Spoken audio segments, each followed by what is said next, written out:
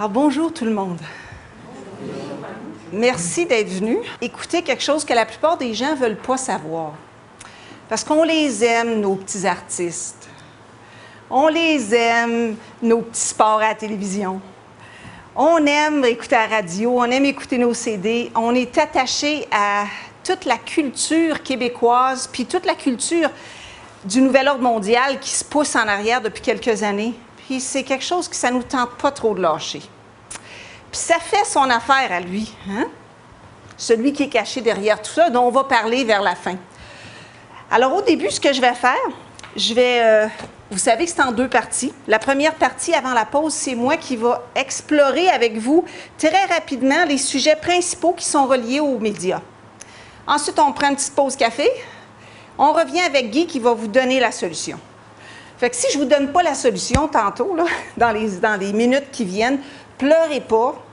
Vous allez voir qu'il y a quand même du bon, puis même une raison en arrière de tout ça. Alors, on va commencer par le lait, le dégueulasse, les choses que je ne veux pas trop voir, ce qui fait que je garde ma tête cachée en dessous du sable, puis que je ne veux pas la sortir. On va regarder ça ensemble, puis ensuite, après la pause café, on va revenir avec quelque chose de plus concret au niveau de qu'est-ce qu'on peut faire avec ça. Ah voilà, je plonge. Nous vivons présentement dans quelque chose que j'ai appelé une médiacratie occulte. C'est pas une démocratie, c'est une médiacratie. Puis c'est occulte parce qu'il y a quelque chose de caché en arrière de ça. Okay? Vous allez voir avec moi dans quelques minutes pourquoi je dis ça. Alors, ce qui arrive, c'est que les mondes invisibles contrôlent les médias. Okay? Mais vous allez me dire, ouais, ben les médias, tu sais, c'est pas si grave que ça. Écoutez un peu de radio, écoutez un peu de télévision. Je vous ai ramassé des statistiques, vous allez aimer ça. Vous pensez que l'éducation, ça se fait à l'école, hein? Erreur. L'éducation, ça se fait par les médias. Quelques chiffres vont vous le prouver. J'ai pris des chiffres des États-Unis parce que c'est facile d'avoir de l'information de ce côté-là au niveau statistique, mais vous savez que ce qui est aux États-Unis, d'habitude, 1 ou 2 ans ou 5 ans plus tard, c'est rendu le Québec. Okay? Alors, en ce moment, un citoyen américain moyen regarde 5 heures par jour, passe 5 heures par jour sur Internet, 4 heures par jour sur la télévision, ou en avant plutôt que sur, 4 heures par jour avec des téléphones cellulaires ou bien des téléphones intelligents, 2 heures par jour avec des écouteurs, la radio, des choses comme ça, ce qui donne un total de 15 heures par jour avec les médias. Si on compare le temps passé en classe, qu'un étudiant moyen va passer à peu près 3 heures par jour à l'école, hein? Des jours qui en passent, des jours qui n'en passent pas. Si vous additionnez ça, le 15 heures du début, plus le 3 heures par jour à l'école, puis vous savez que l'école, je vous en ai parlé la dernière fois, l'école est complètement à la merci du système, de l'élite, qui enseigne à l'école ce qui nous amène directement vers le nouvel ordre mondial. Hein? Alors, ce n'est pas l'école que vous avez connue quand vous étiez jeune.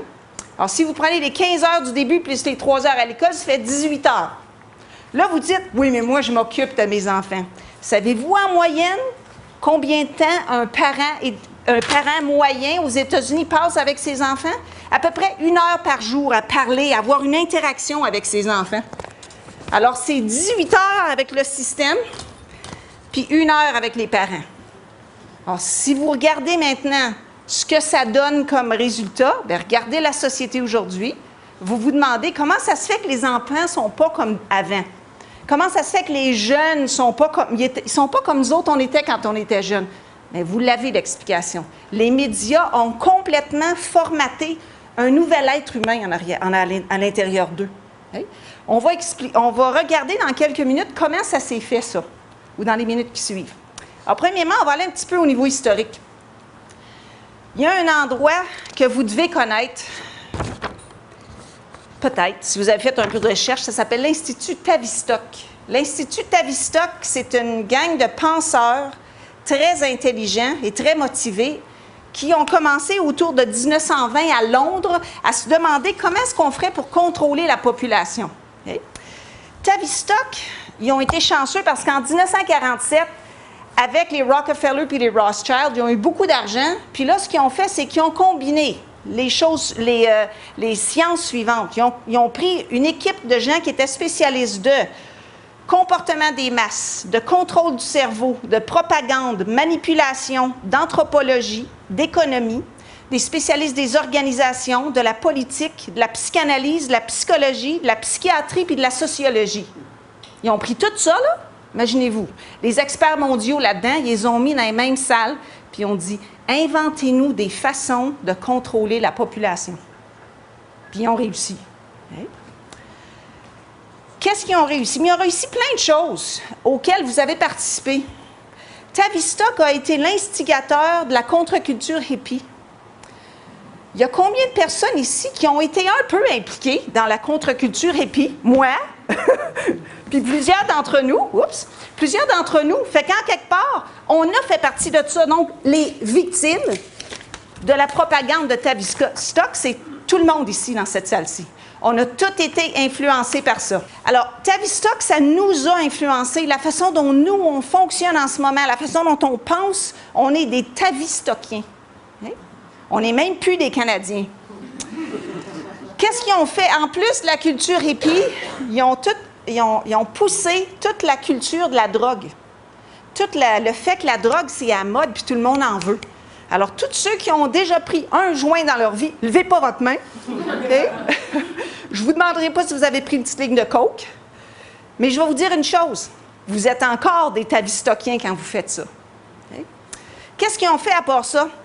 Ils ont vulgarisé l'utilisation de l'hypnose. Fait que si vous avez déjà été hypnotisé, si vous avez déjà fait des régressions dans des vies antérieures, si vous avez déjà pris, par exemple, des drogues ou avoir des techniques spéciales pour entrer en transe, vous êtes encore des Tavistockiens. Okay? OK. Alors, comme vous voyez, ça a influencé beaucoup la société, mais ça, c'est seulement quelques exemples parmi des milliers que je pourrais vous dire.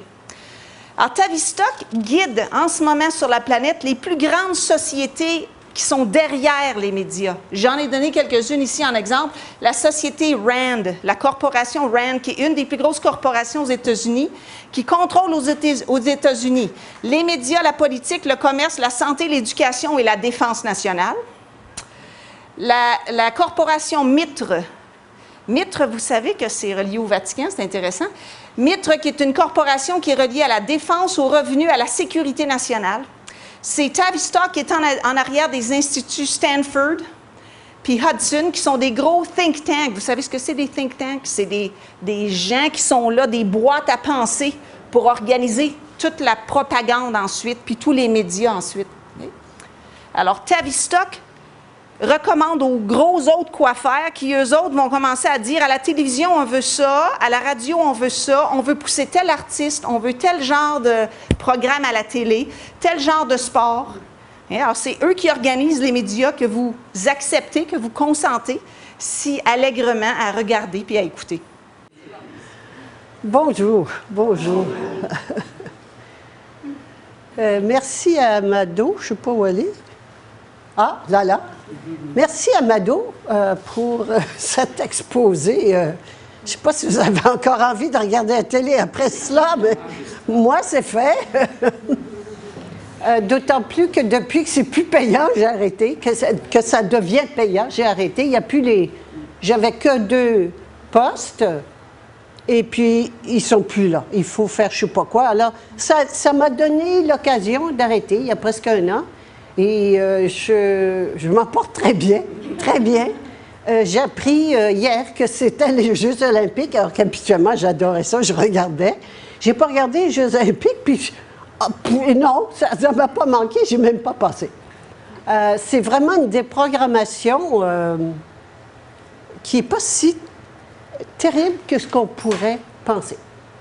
Je vais donc, avec vous, faire un tour d'horizon pour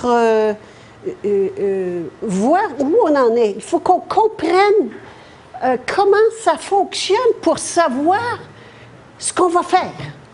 Hein, j'entends qu'il y a le diable en dessous de tout ça, qu'il y a des politiciens corrompus, qu'il y a des chanteurs sataniques, qu'il y a tout le monde y passe. Qu'il y a des experts, des intellectuels, des professeurs, tout le monde est pourri.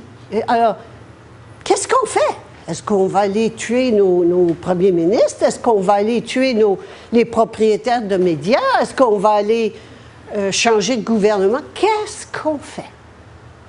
Alors, pour pouvoir savoir ce qu'on fait, c'est, comme je dis souvent, pour trouver la porte de sortie, il faut déjà savoir par où on est rentré. Alors, on va d'abord trouver la porte de rentrée, parce qu'il y a quelqu'un qui est à l'origine de tout ça. Et donc, on va aller chercher qui a le vrai pouvoir, qui a créé tout ce monde dans lequel nous vivons. Et puis là, bien, on va aller au moins trouver le vrai patron pour y parler dans le blanc des yeux, puis dire « ça ne va pas ». Alors, voilà ce que je vous propose cet après-midi. J'aime beaucoup les définitions. Alors, je suis allée voir dans le Larousse, même pas Larousse, je sais pas, ou Antidote. Enfin, le plus simple, c'est Antidote le plus simple. J'aime ça simple. Alors, la propagande, c'est une action. C'est important, c'est une action systématique. C'est-à-dire que dans tous les domaines, on va le faire, on va le mettre en application. C'est pour ça que vous pouvez trouver la même propagande dans l'éducation, à la télé, au cinéma, dans le sport, partout. C'est la même, parce que c'est une action qui a été décidée et qui est appliquée systématiquement dans tous les domaines. Elle est exercée sur qui, cette action? Elle est exercée sur l'opinion publique. C'est l'ingénierie, comme Mado a dit tout à l'heure, pendant les mots de Bernays, c'est de l'ingénierie du consentement. Alors, on veut façonner l'opinion publique. On veut la faire autre que ce qu'elle est, parce que sinon, on ne voudrait pas la changer. Donc, on veut la changer. Ça, c'est très important. Puis, on va voir après pourquoi on veut la changer. Alors, c'est donc pour changer l'opinion publique. On a ici, pour l'amener à accepter. Ah, ça veut dire qu'elle n'accepterait pas autrement. Si elle était normale, l'opinion publique, ça n'était pas changé, ça n'avait pas de modification, elle n'accepterait pas ce qu'on lui propose. Alors, c'est donc important. C'est une action sur la volonté. C'est très, très important. C'est une action sur la volonté des gens. Si les gens ne voudraient pas ça s'ils savaient. Pour l'amener à accepter certaines idées ou doctrines. Alors, donc, on a un plan. Il y a un plan. On veut quelque chose. On veut que les gens pensent différemment et qu'ils acceptent cela, leur faire accepter. On a vu dans le film qu'au début, on faisait du matraquage, on forçait les gens. Hein? L'esclavage avec des chaînes, ça fait gling-gling et les gens ne veulent qu'une chose, c'est de s'en défaire, se défaire de leurs chaînes. Mais maintenant, ils savent même plus qu'ils sont esclaves. Et ça, c'est extraordinaire. Et ce qu'on voit là, que ce soit la consommation, que ce soit l'obéissance, que ce soit la soumission, c'est de faire des esclaves dociles, soumis, dociles, travailleurs, obéissants. Donc, c'est ça le but, de faire des esclaves. Puis on l'a vu, c'était très bien présenté dans le film, de faire des esclaves en leur faisant croire en des choses. La propagande, c'est pas nouveau. C'est intéressant. Ça a commencé avec les religions. Ils appelaient ça la propagation de la foi. Et le mot propagande s'est inspiré des religions.